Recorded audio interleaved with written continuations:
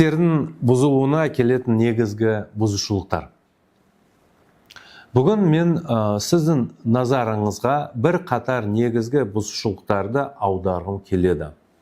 Олар көп жағдайда қылмыстық істердің тоқталуына немесе қайта қаралауына әкеледі. Бұл біздің сот жүйесіне деген сенімділікке нұқсан келтіреді және тараптардың әділетті сотқа қол жеткізу мүмкіндігінен айырады. Мысал келтірейін.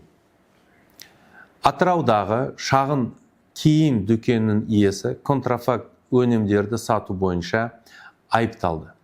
Дегенмен, ол тауарларды ресми дистрибьютордан сатып алған болатын.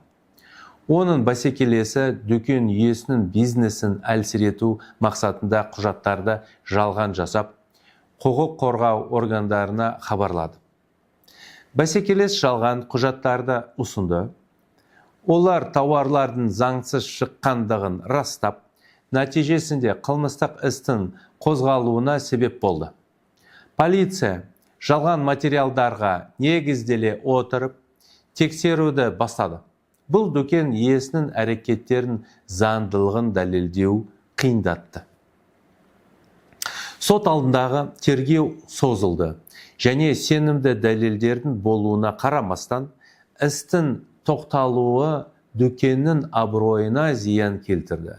Ал бизнес айтарлықтай қаржылық шығынға ұшырады. Мұндай мысалдардың саны өте көп кездеседі.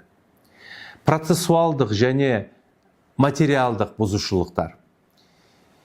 Егер тергеу барысындағы нақты бұзушылықтарға келсек, онда олар процессуалдық нормаларды бұзу болып табылады.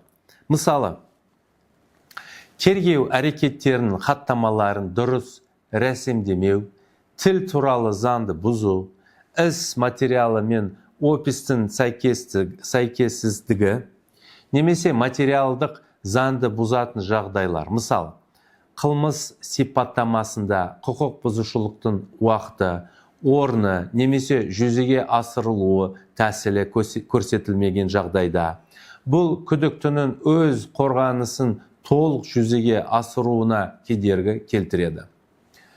Процессуалдық нормаларды сақтамау, дәлелдерді бұрмалау, куәгерлерге қысым көрсету, қорғаныс құқығын шектеу және қылмыстарды дұрыс анықтамау әділетті сот жүйесінің негіздеріне ауыр соққы жасайды.